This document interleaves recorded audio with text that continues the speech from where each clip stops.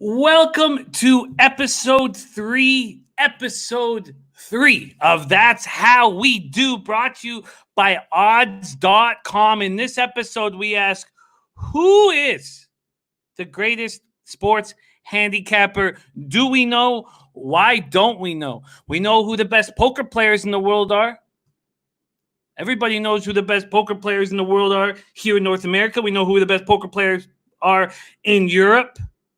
But when it comes to us handicappers, do we know? Why don't we know? When I walk into a casino, I either walk into the sports book or the poker room.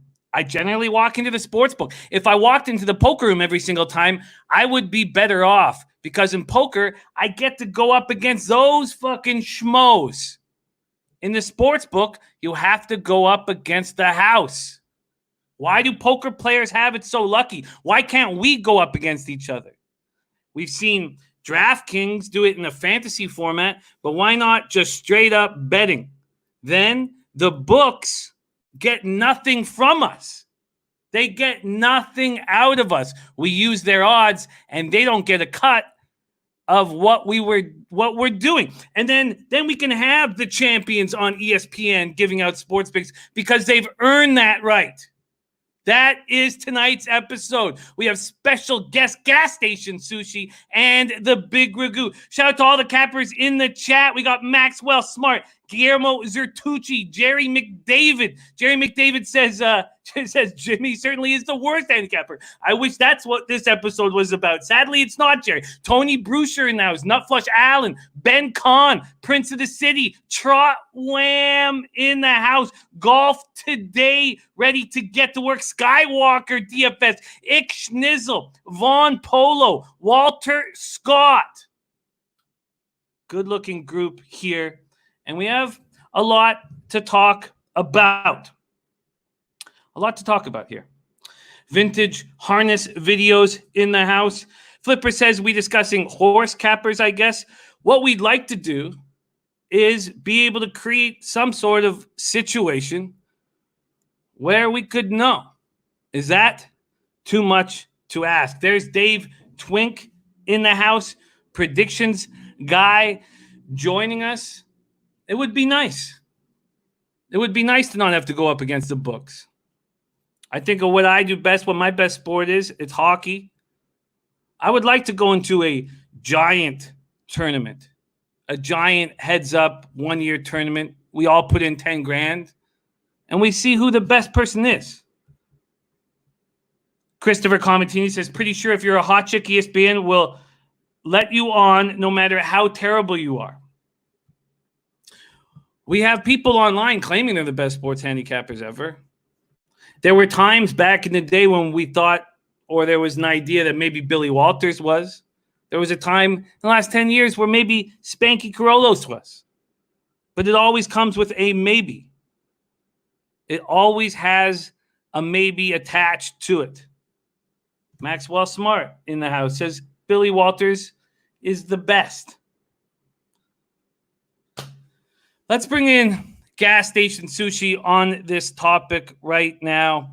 Bring him in. Gas Station been capping for a long time. A legend in the horse handicapping industry.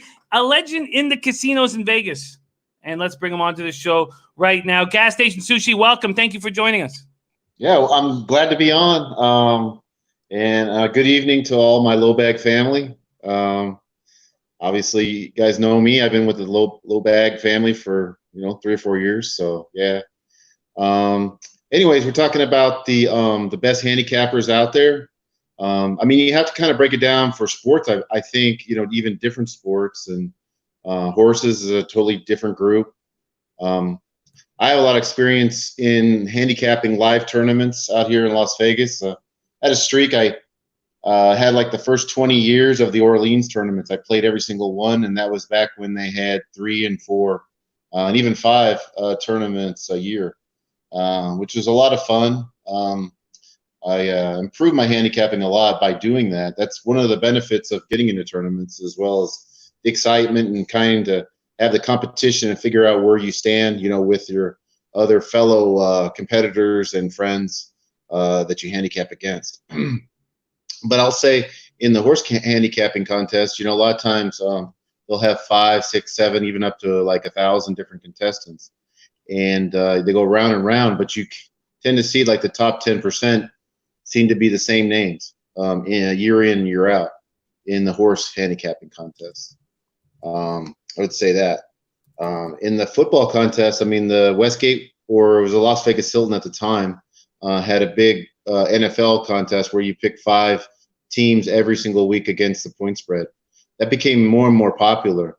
The one guy I would say, and it's only, I think, the only 2-time winner of that tournament is Steve Fezzik. So I think I'm not saying he's the best necessarily, but he's the only winner of that tournament. And that's saying a lot, because that's a really difficult tournament. You get a lot of great handicappers, and they allow players from all over the country and all over the world to put in their picks through proxies.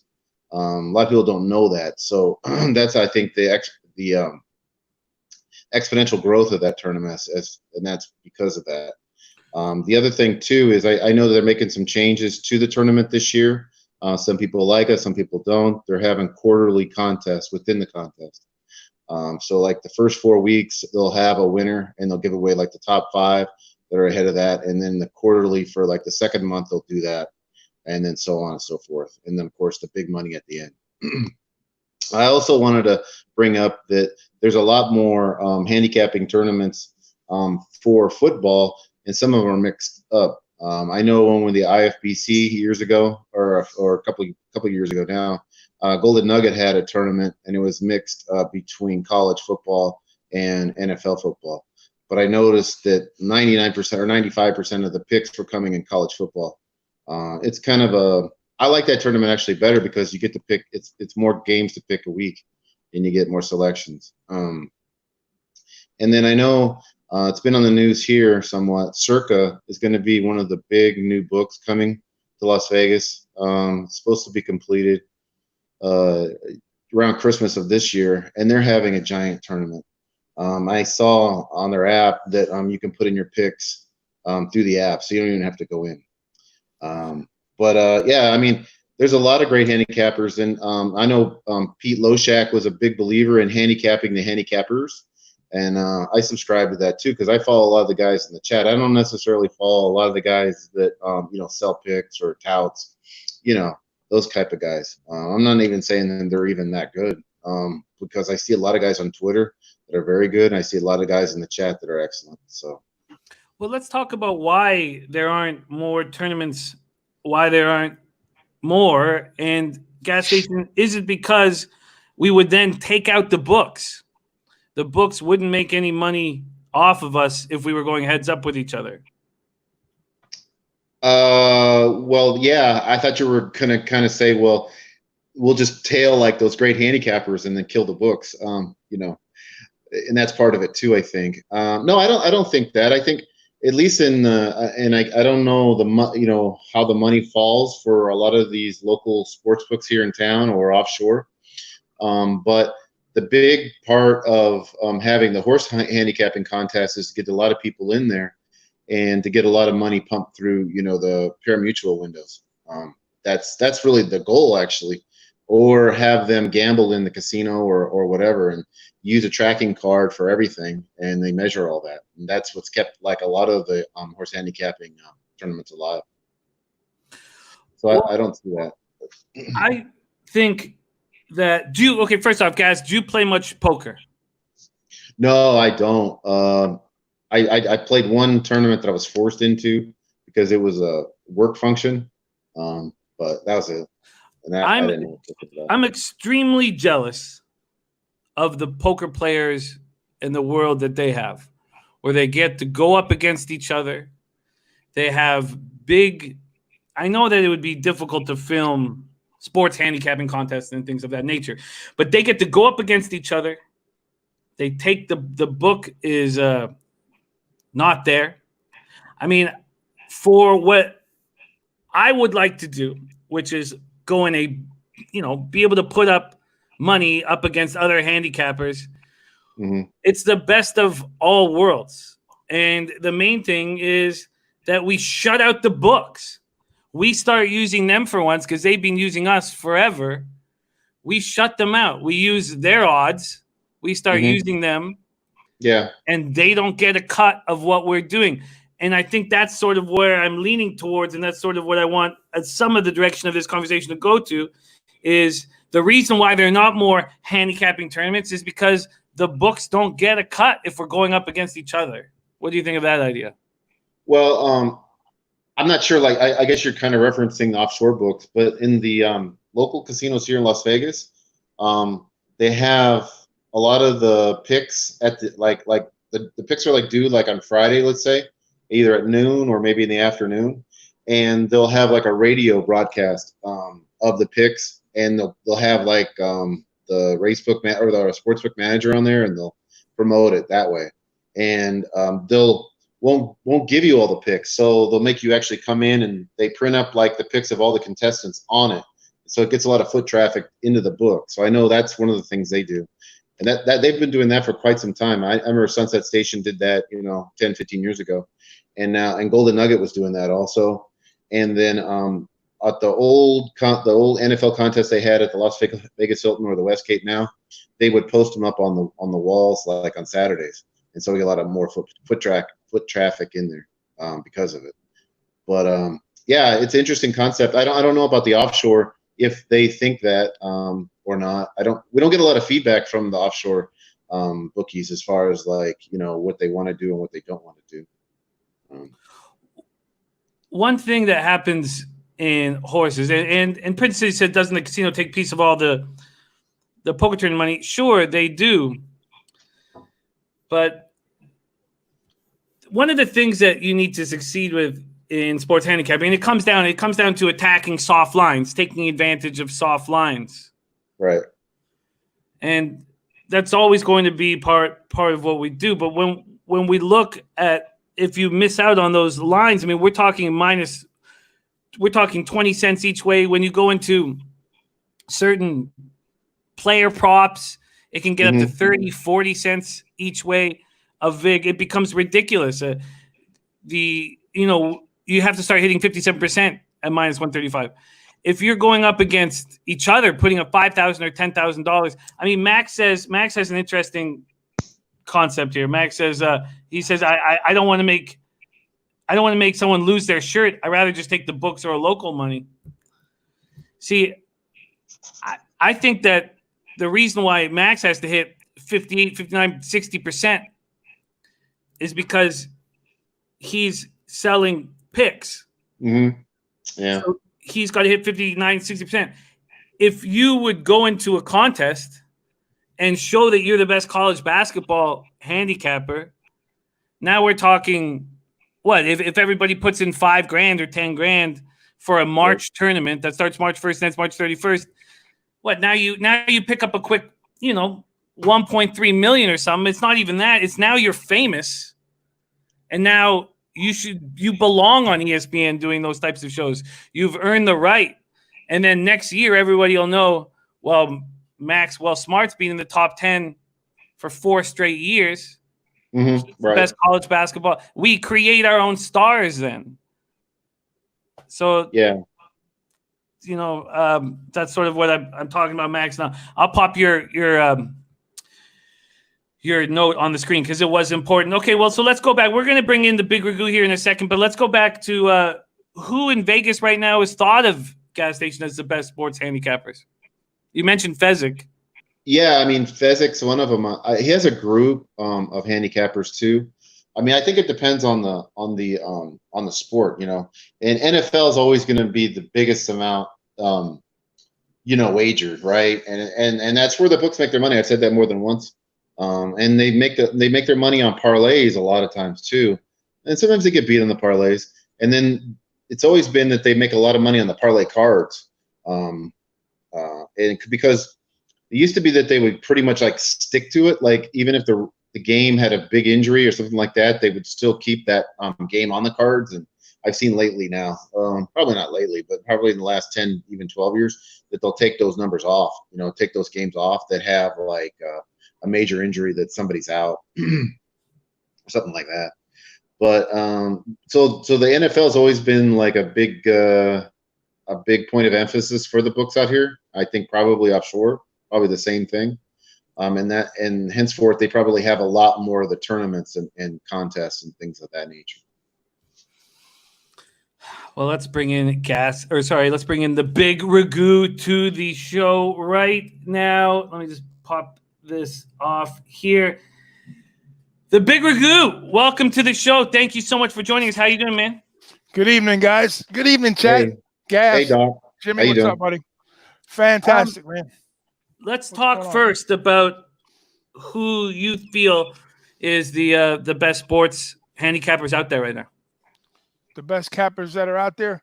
It's always going to be a syndicate. I'm not going to put my finger on one particular individual, but I caught the tail end of the conversation, like Gas was talking about, with Fezzik winning the the super contest 2 years back to back. A good friend of mine was in that contest that year, and he came in like I want to say 6th or 7th, and then 7th, 8th collectively, just like Fezzik did.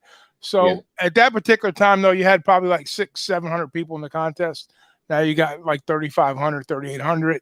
And then you have other contests that are starting up, like Golden Nuggets getting creative with their contest now. You got Circa coming on board. So to answer your question, I would think it'd be more sports related individually, like football, baseball, basketball. We know some dynamite handicappers that I'd probably put up against some of the biggest guys, and those guys are in Vegas right now. So I'm not going to go down the tout route, but some of our guys that we know, they're selling picks and they're tremendous handicappers, and you could probably say the edge that you're going to have in the handicapping world is going to be based on analytics.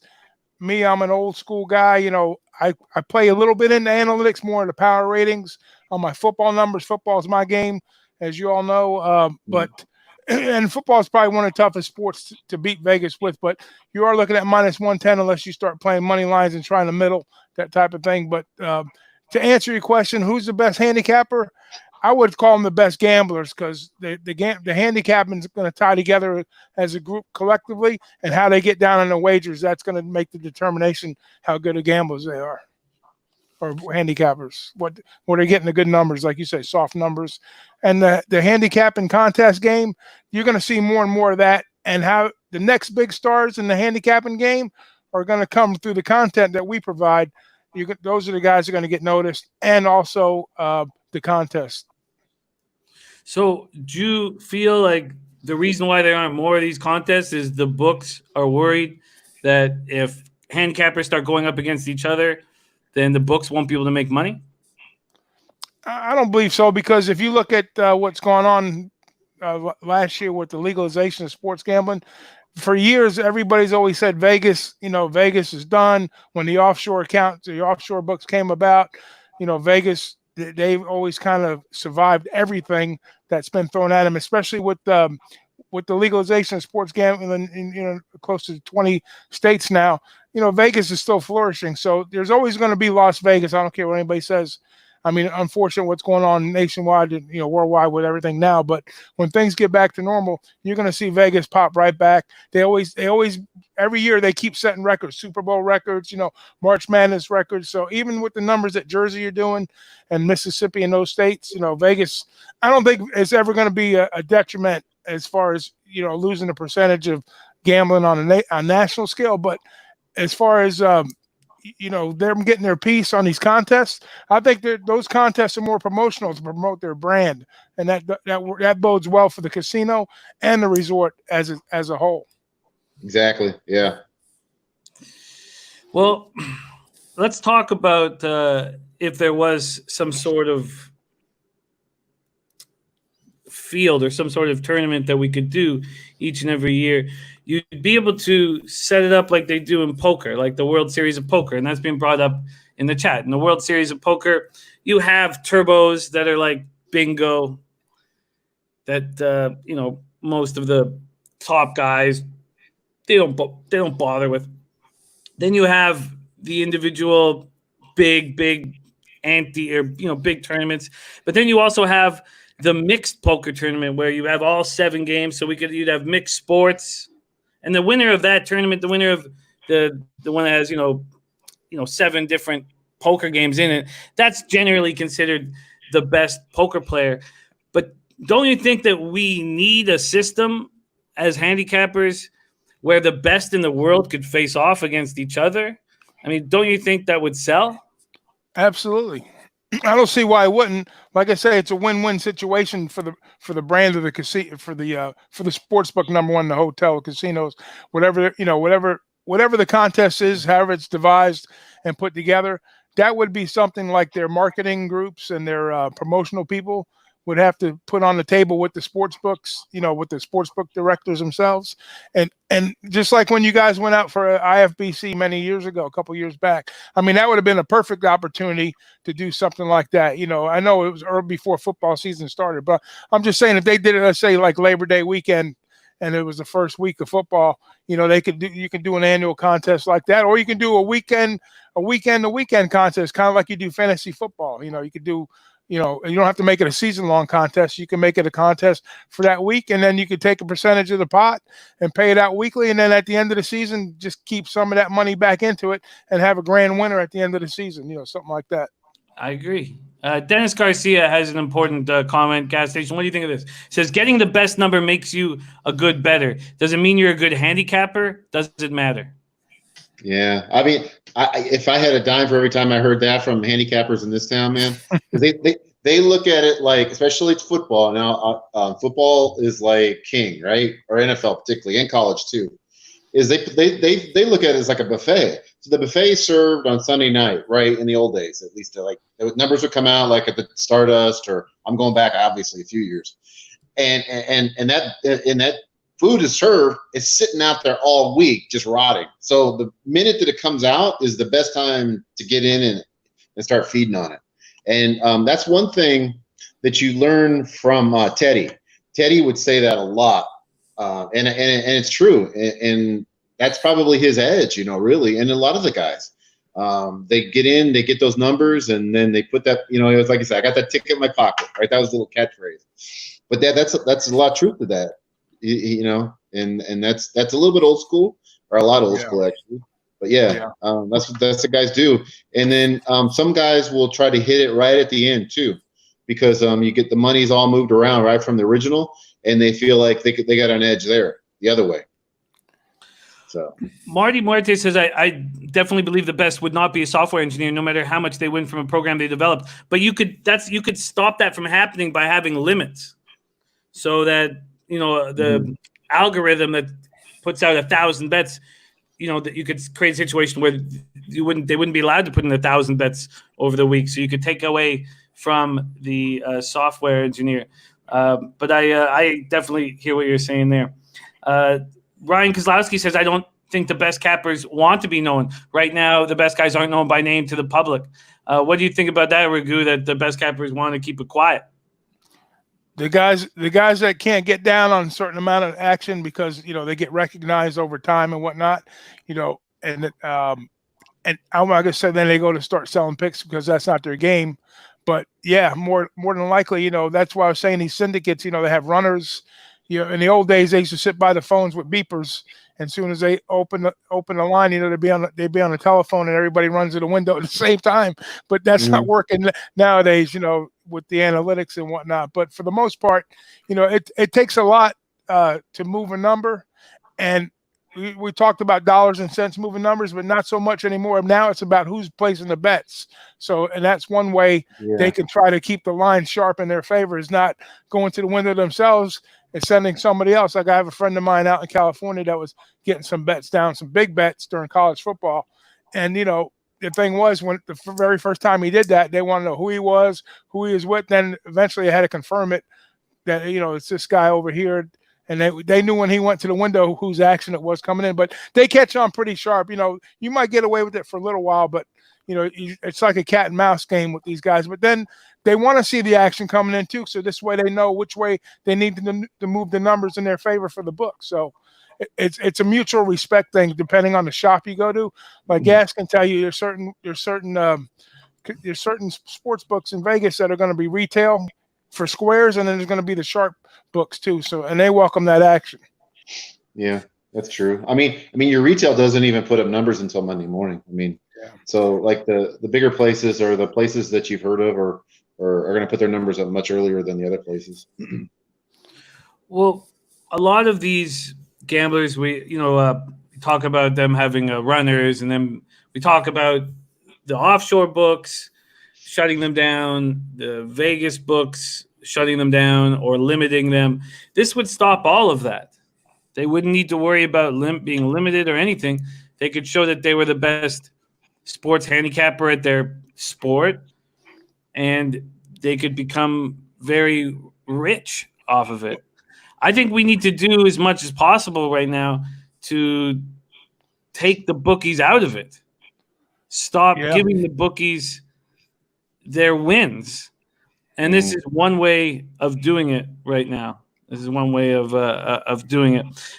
So Billy Walters, Carlos Bro says the one guy who could do it was Billy Walters. He's a free man now. Is gas station? Is he going to come back and start, moving lines and making millions of dollars in front of everybody? Well, he's on house arrest in San Diego, so I'm sure he's got people that'll make bets for him. As a matter of fact, on 60 Minutes, he he said that he's got his own little network of guys that run bets for him and do this and that. So yeah, I'm sure he gets action down. I'm 100% sure it's not in his name because I'm pretty sure that's probably a violation of his parole. But yeah. I mean, I think we all saw that, right? On 60 Minutes when Billy Walters was on there. Yeah. Oh, yeah. When he was on the golf course with his buddy. The Bob the Greek who hammered those second halves. Yeah.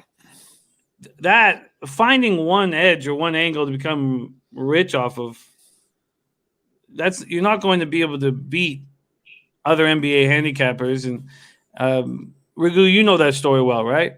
Yeah, Bob Voulgaris. Yeah, it was like 2002 where he kind of got the tendencies of back in those days when they put a total out, NBA, whatever the halftime number was, they basically cut the number in half and then made up the difference for the original total. And then he knew the coaching tendencies of the teams because he studied the games. He studied the coaching, the way the players matched up. And he always smashed them in the second half, and he made millions and millions of dollars like in 2002, 2003. And then towards the latter part of 2003, they started picking up on the algorithms of, the halftime numbers, and he started doubling up his bets, and he got crushed. He lost about 70% of his bankroll back, and eventually, had some major issues with money management, and then the party was over for him. But that's why I say it's always a cat and mouse game with Vegas and the betting styles and the algorithms, and that's why these syndicates are key because, like Sush was saying about even with Billy Walters, he had his math guy, he had his weather guy, he had this guy, he had that guy, and they're always trying to get that edge before the information comes back to the casinos. But and then you were saying with limits, that's how they try to slow you down is with the limits. So you got to be a winner first, because if you could bet all the money you want, if you're not a good gambler, just because you bet a ton of money doesn't mean you're going to win. It's the action, it's who the action's coming from. Well, what's the biggest block for us to succeed in sports gambling? The one biggest block, and for me, I know. I mean, it's easy. It's the VIG, but the second biggest block is if you start winning, you get blocked. You get shut down. Yeah, that's true. So you can't even start winning. Well, you got it's your bank. I'm not gonna say it's your bankroll because the sizable bets are the ones they're gonna start looking at. You know what I mean? So if you're going up to the window betting $100 and you're winning like at 70%, they're gonna congratulations. But if you go up there with $100,000 and you start winning at 70%, that's gonna be the block. Then you're gonna have an issue getting down on action. Then you're gonna have to get creative on how to get your bet down. Number one, you're always going to have multiple books. We know that to get the best number. And then, you're going to have the resources to channel that money back and forth and make it happen for you. So you're going to have a pretty sizable bankroll to get started, unless you're just gonna, do it recreational. You talk about making a living. You talk about, making substantial money. It's a different aspect. If you're doing it recreationally to have fun, yeah. So the books really don't give a shit that way. But if you're trying to not hurt the books, but if I'm telling you, they want your action. There's certain books out there, they'll take a $50,000, $100,000 bet NFL every weekend, from you with no problem. But NBA, you're going to have limits on that. Baseball, I think Sushi, you probably say the biggest bets get down on NFL football, right? Yeah, because they'll take them. I mean, they'll take those. There's I mean, even some of the rec books College here. Basketball is probably going to be the shortest number, I would think. Well, in the tournament they'll take it, because they know they're going to get a lot of two-way action. But it depends on the book. Some of these books will tell you, like South Point, they'll tell you, well, we'll take this and that. But I don't know if they really do, because I don't really bet across the window in sports like that. I don't bet on 5-figure bets, like that. But even Stations, which I consider to be kind of a rec book here in town, and also the Boyd's, they'll take probably 25, 30,000 on a side bet, NFL on the Sunday, probably more even. Ryan Kozloski says, Jim, if I'm hitting 50% in one particular NFL season and I don't win the tournament, wouldn't you be costing yourself money by not involving the book? And no, Ryan, if you were able to go into a tournament with enough for a big enough role, like if you were able to go into a $5,000 tournament that would carry the season and you hit 58%, you're going to get paid out in this tournament. You're going to get paid out in this tournament. So if you break down 17 weeks of NHL action, divide that by your $5,000 entry fee, you're going to have a very nice ROI on hitting 58% for the season. Your ROI will be much higher in that case than splitting up that money in the 17 weeks and betting that amount of money each week. I think that the most important thing for us is to get the books out of the equation. I think that's what poker does so well, is that they go into these poker tournaments, they go up against each other, and then they're capable of getting huge scores where there isn't a book that they're trying to beat. And I think that's what I'm talking about, Gas, is that's why this hasn't already happened, is because the books don't want it to happen. That's what I think. Well, I don't know. I mean, because there was kind of a movement here in Vegas to try to make the sports more like pari-mutuel. So the books weren't really at risk of winning or losing. And it didn't really work out, right? Because people want to have a fixed number, right? When you bet on something, they don't want to have to wait like horse racing and get like odds. I know that they were trying to do that somewhat, but that's been a few years ago. And so the books just kind of want to make their cut and not really have the risk. And they don't want to say no. They really don't want to say no on amounts of bets. They want to take in as much as they can if they know they're going to get, their whatever they get, 4 or 5% or whatever. See, Ixnadel says, for the casual bettor, I think it will turn them away from playing a couple books from playing a couple bucks on a weekend. See, I think there are inherent problems with what we are trying to do. So, Gas Station, you're an excellent thoroughbred handicapper. Mm-hmm. I know that the percentage that these tracks take out is big, and it ranges between 17 and 24%. But you are going up against the other people at the track. And I hear you talk about horse racing. I hear you say, when a horse costs $1.2 million or is dropping big in class, that everybody betting that race that day is looking at that. And that's why that horse is going from, let's say, 9-1 in its last race to like 2-1 or 6-5. And you bet against that. You succeed in thoroughbred handicapping because you're going up against the schmoes at the track. Mm-hmm. Yeah. Yeah, I mean, I think it's the same in sports. So you want your edges have to be somewhat unique, right? They can't be your numbers. Your edges can't be really already built into the number. You have to have something that works and that is also kind of off the beaten path a little bit. Your edges to win consistently. There's a guy. Well, a lot of people are familiar with this guy, and I follow him on Twitter. And the first year, I thought he was completely nuts.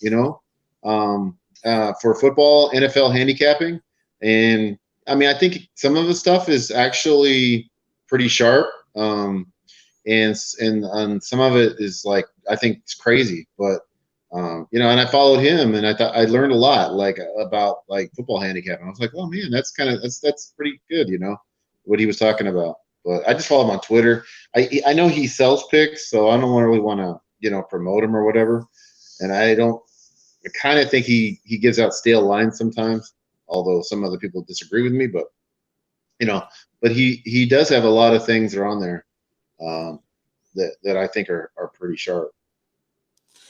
One thing Doc's saying, he's saying the books will love all these people going on a tourney and paying out a few only. We don't need the books at all.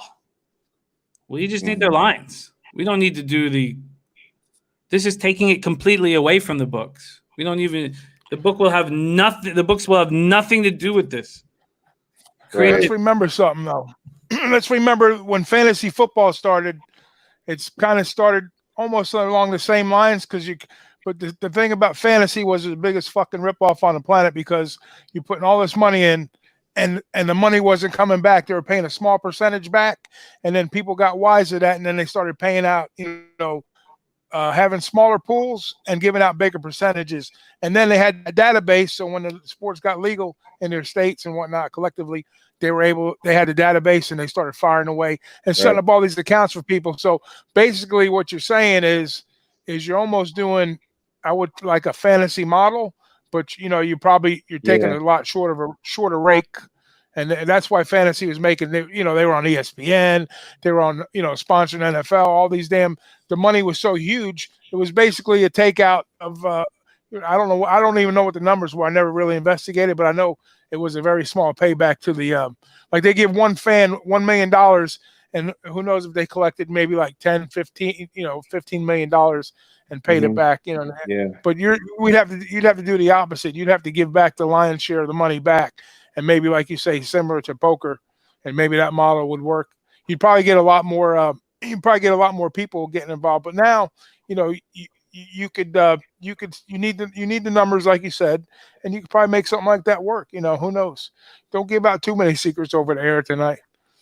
Well, I think when it simply put, Gas Station just explained why he succeeds as a thoroughbred handicapper. Because he's going up against the schmoes. Yeah. And he looks at things differently than everybody else. And I watched your show on the Betwise Sports Network last night. And the thing that stuck with me all night and today was Gas Station saying, I don't care how much a horse costs as a yearling. That 1.2 million. I don't care that the horse is dropping in class. He looks at different things because he knows everybody else is looking at that. So we already know Gas Station has an advantage against every other handicapper at the track because that's what they're looking at. So why would Gas Station do anything else except thoroughbred handicapping if you know that you're better than everybody in that? Or looking at different things than they're looking at. Gas, why would you bet anything else other than just recreationally? Yeah, I mean, sometimes I think that to myself. But I do feel like I do have some edges in some other sports. It's just, I like baseball a lot. And I think there's little advantages in that. And the information that I get on it's probably a lot different than what other people look at. I'm always amazed, like, when you bring on people that handicap and they handicap completely differently than me or use different tools, like Anthony, Anthony Lars, L, right? I'm amazed because I went on the show with Jay like 3 or 4 weeks ago, and I told him, I said I have no idea what you're saying, but I know that it's different than everybody else that's handicapping baseball, and that's what's exciting about it. And I want to know more, and I'm gravitated towards people that have new ideas about handicapping.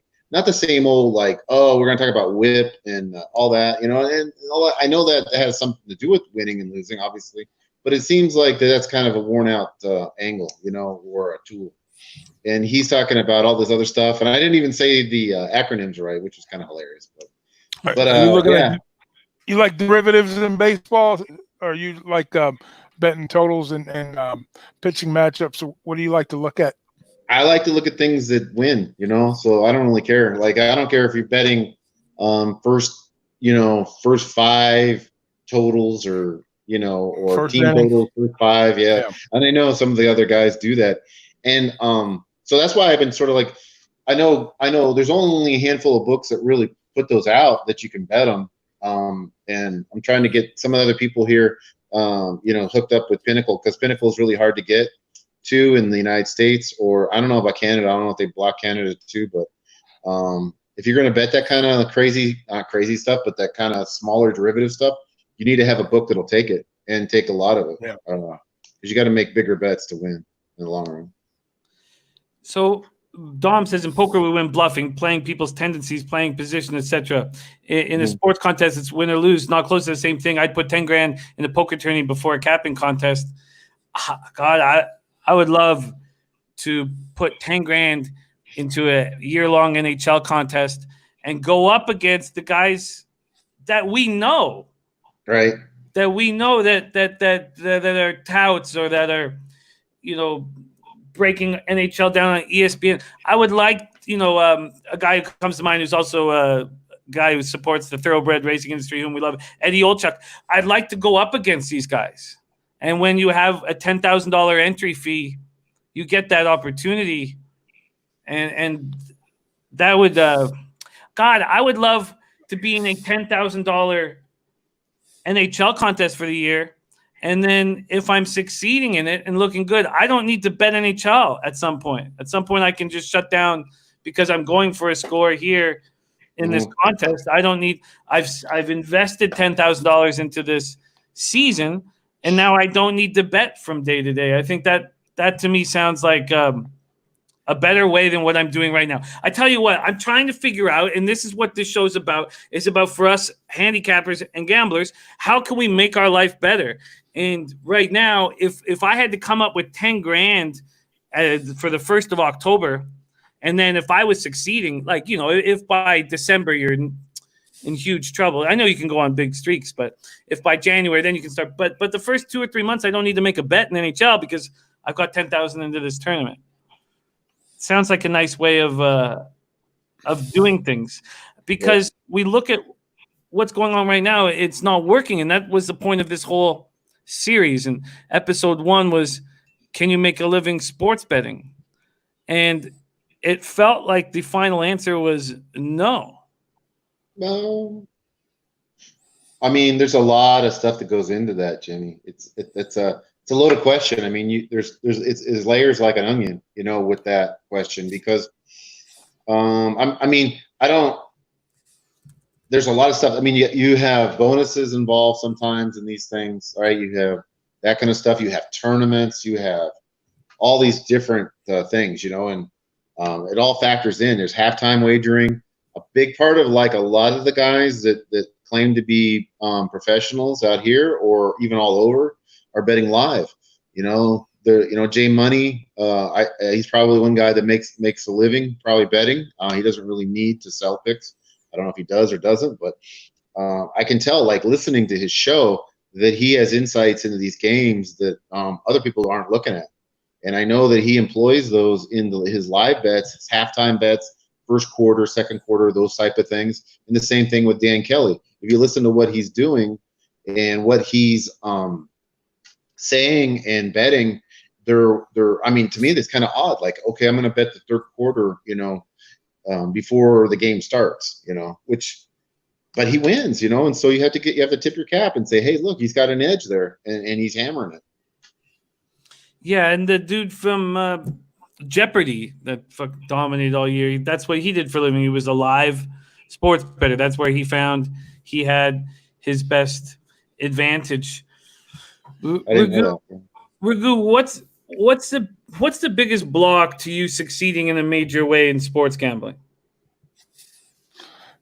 Me, I would say right now would probably be number one would be making sure you had if you had the bankroll in check, then that would be probably the biggest hurdle to start out with, because you're gonna have to have the win percent. Just all things being equal as far as win percentages go, I would probably say, and you hear this a million times, and I hate to even bring it up, is discipline, because if you are going to be ups and downs when you gamble. There's not going to be, you're not going to win every week. You might go on a month losing streak, and if you do that, if you let the process play out, and you're betting -110, and your percentages are 53%, you're going to break. You're going to come out on a little bit. If you got on 55%, you're going to make a ton of money. So the ROI, if you can conquer the ROI and get -110, -115, -20, then your percentages have to go up, obviously. So to me, that would be the biggest thing, is keeping your ROI in line and staying in your lane. If you can do that, you can beat the books.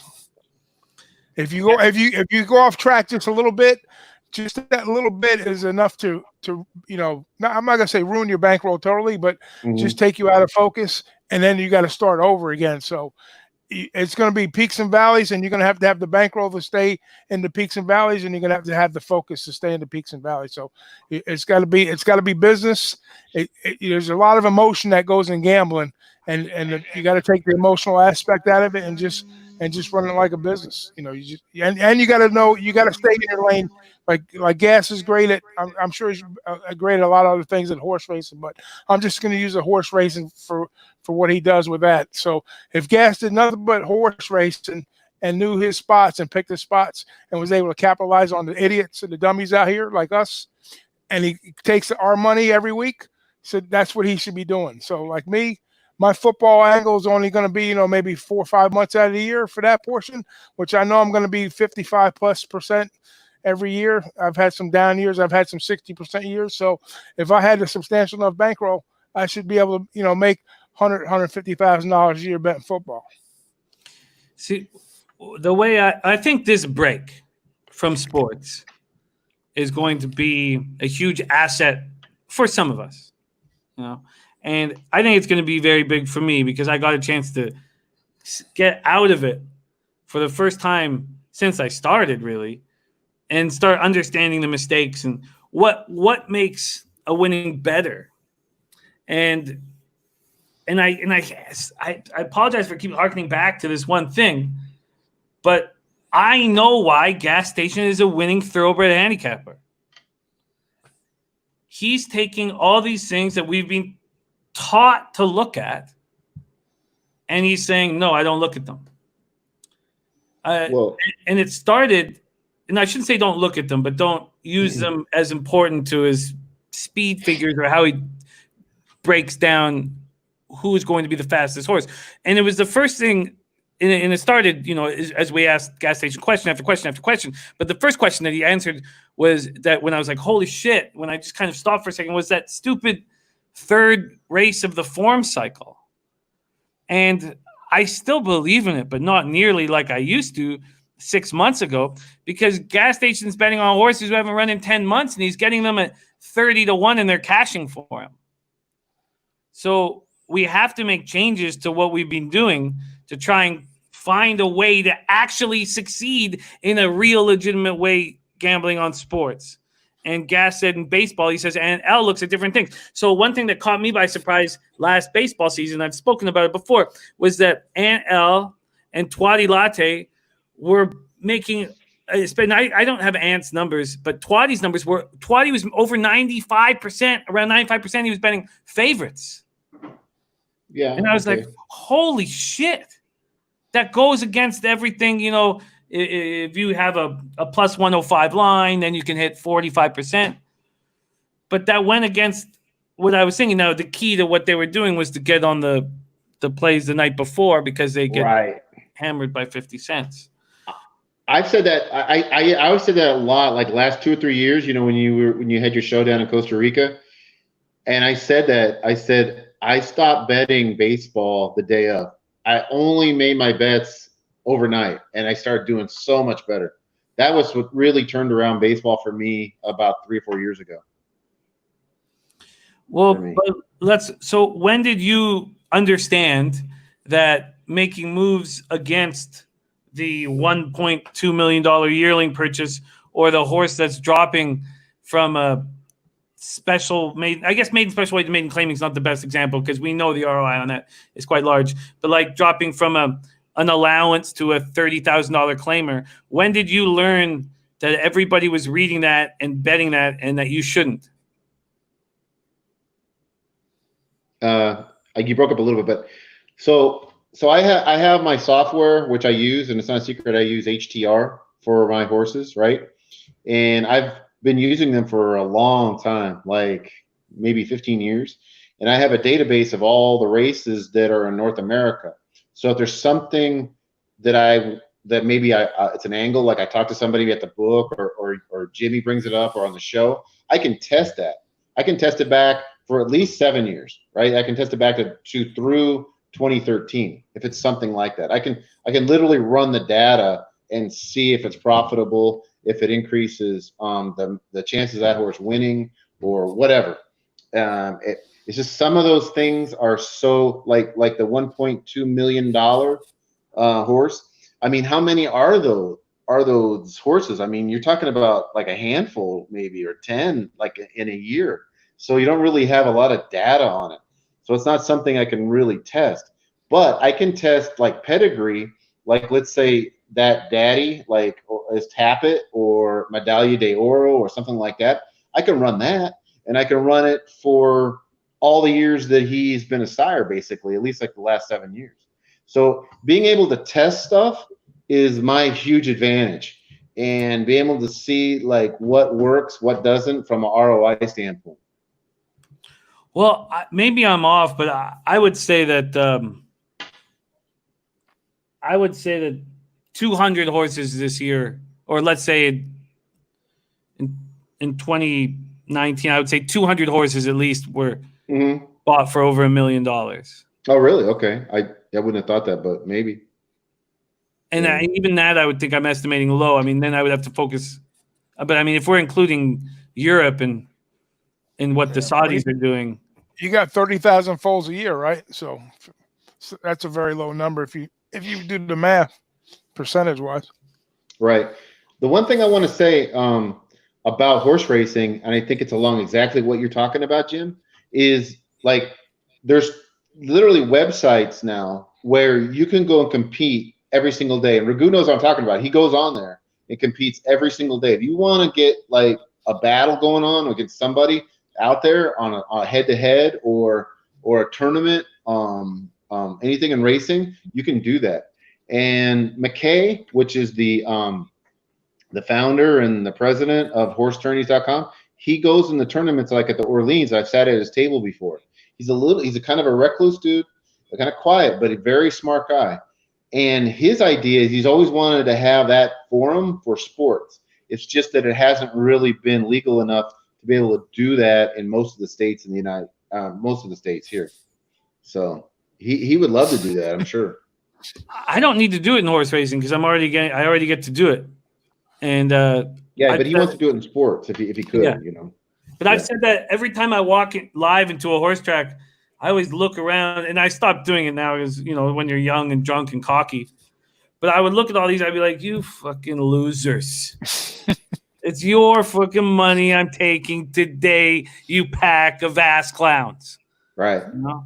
And but it's different with sports when it's the books that we're battling against.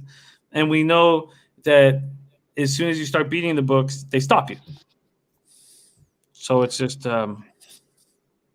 it's simple to me. So I don't know. This is a question that's not going to be answered because we can't answer it because we don't know who the best sports handicappers are. I would like there to be a system where we could know. Yeah. The best sports. Like a league or something, yeah. A league, yeah. And part of the poker boom was that we got to see these guys going up against each other, Negreanu and Ivy and Helmuth. We got to see them. We got to know them. And then they became massive superstars worth so much money. And I think we need that in sports handicapping. And now that the states are legalizing sports gambling, here's our ticket. Here's our opportunity to make these things happen. And when they do happen, then sports handicapping will explode. And the right guys will be on ESPN giving out picks.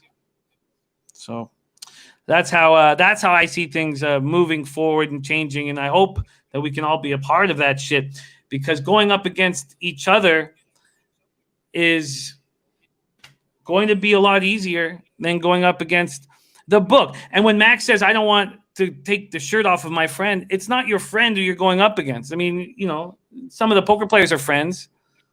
What, you're friends with what? Less than 1% of the guys you're going up against, you know? So here we go. Let's just put this. Gar says, anyone ever been kicked out of a horse track or a poker room for winning too much? There we go. I mean, that's the perfect ending right there. Thank you guys so much for watching. That's how we do. This whole series is set up to try to figure out how we can make our lives better and succeed more than we've doing. Thank you so much to our special guest today, Gas Station Sushi. I can't wait to hammer the ponies with you for the rest of the week. I'm very excited about this Gulfstream card. It'll be an interesting day tomorrow because we only have one track going. Are you going to be able to hammer tomorrow's card? I'll be around for most of the day. Thursday's kind of my day where I get stuff done. I got to get some stuff done, but I'll be in and out. One card. Do you think that the pools at Gulfstream are going to be massive tomorrow? I would think so, yeah, because it's the only show in town, I guess. Yeah. So yeah, I'm sure they'll have action in there. I don't know how much. I haven't looked at tomorrow at all yet, so I don't know. Oh, I've been hammering it for days. Big Ragoo, thank you so much for joining us, my friend. Both you and Gas Station are just legends in the game, and honored to have you with us. Thank you so much, my friend. Thank you, my friend. I'll see you guys tomorrow. Yes. Let's get that cash tomorrow. Gulfstream, the only card in town. Big shout out to odds.com. Follow them on Twitter, odds110, and subscribe to this YouTube page. We'll be back next week, episode 4. That's how we do. To all the cappers in the chat, thank you so much for joining us. Rod Zawacki, Paul Tucci, Intex Nilo, Marco Lu, Coco Bongo, Christopher Comentini, Ick Schnizzle, Unofficial Draymond Green, Cashman 19, Predictions Guy, Marty Muerte, K. Reed, David Hutton, Beach Boss, Twate Latte, Alex Ramirez, Nutflush Allen. Thank you guys so much for your support. And let's keep figuring out ways to get that cash. Much love to you guys. Thank you for watching.